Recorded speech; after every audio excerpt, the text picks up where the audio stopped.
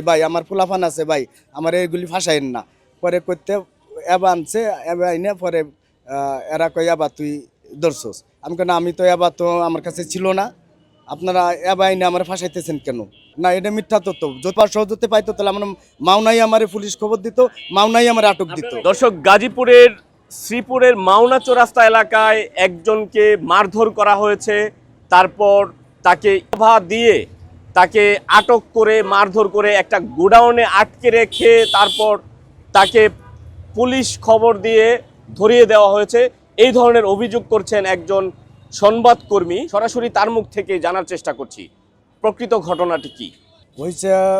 আপনার মাওনা চৌরাস্তা আমি বসেছিলাম, বসার পরে ওই তনয়, তারপরে কবির, তারপরে হলো আপনার ওই 3-4 জনের ছবি পাইছে আমার মোবাইলে। নিচে ছবিতে লেখা ছিল যে অমুক নেতা, মানে অটো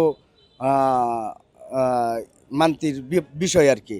এটা পাইয়া পরে আমারে বিল্লালে ডাইকে আনছে মাওনা চৌরাস্তা। আনার পরে বিল্লালে পরে আমারে এলোফাতারিভাবে আমারে ঘুষাইছে, বিল্লাল আর তন্ময় দুজনে পিটাইয়া পরে আমারে ব্রিজের তলেতে হেঁচড়াইয়া আনছে এই পাশে আইনে। বিল্লাল ওই যে আপনার আঞ্চলিক শাখার শ্রমিক দলের যুগ্ম সাধারণ সম্পাদক। আচ্ছা, তারপরে আমারে হেঁচড়াইয়া জনগণের সামনে হেঁচড়াইয়া পরে আমারে তাকুয়া গাড়িতে উঠাইছে, উঠাইয়া আনসার টানছে আইনে গোডাউনে রাখছে 2 ঘন্টা। রাখার পরে পরে কয়তরে হ্যাঁ গোডাউনে আনছে, 2-1টা গলা টিপ দিছে। তারপরে এটা করার পরে আমার মোবাইল এরা সব কিছু ডিলিট করছে, ডিলিট করে রাখছে যে তোরে ছেড়ে দিয়াম। ডিলিট করার পরে এরা পুলিশে ফোন দিছে। পরে আমি বারবার মাপ চাইছি, ভাই আমার পোলাপান আছে ভাই, আমার এইগুলি ফাঁসাইন না। পরে করতে এবার আনছে, এবার আইনে পরে এরা কই ধরছস। আমি কেন, আমি তো আমার কাছে ছিল না, আপনারা এনে আমার ফাঁসাইতেছেন কেন? এটা মিথ্যা তথ্য। না, এটা মিথ্যা তথ্য। যদি সহজতে পাইতো তাহলে আমার মাওনাই আমার পুলিশ খবর দিত, মাওনাই আমার আটক দিত। খবর পাইয়ে এরা এখানে রাখছে। এটা আপনার যে কোনো একটা গ্রামে কাজ করতে যাইয়া পরে ওখানে এরা একটা ভিডিও ফুটেজ ছবি তুলছিল, এটা বহুদিনের আগে। দর্শক, সংবাদকর্মী পরিচয়ধারী এনামুলের বিরুদ্ধে যেই রাখার অভিযোগ, তার কাছে 7 পিস পাওয়া গিয়েছে।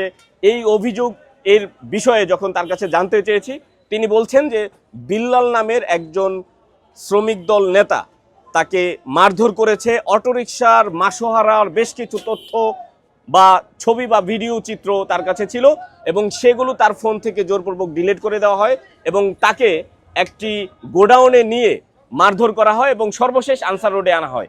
এই বিষয়ে এনামুল যাকে অভিযুক্ত করেছেন বিল্লাল শ্রমিক দল নেতা, আমরা সরাসরি তার সঙ্গে যুক্ত হচ্ছি, জানার চেষ্টা করছি যে আসলে অটোরিকশার বিষয়ে কি ঘটনা ছিল।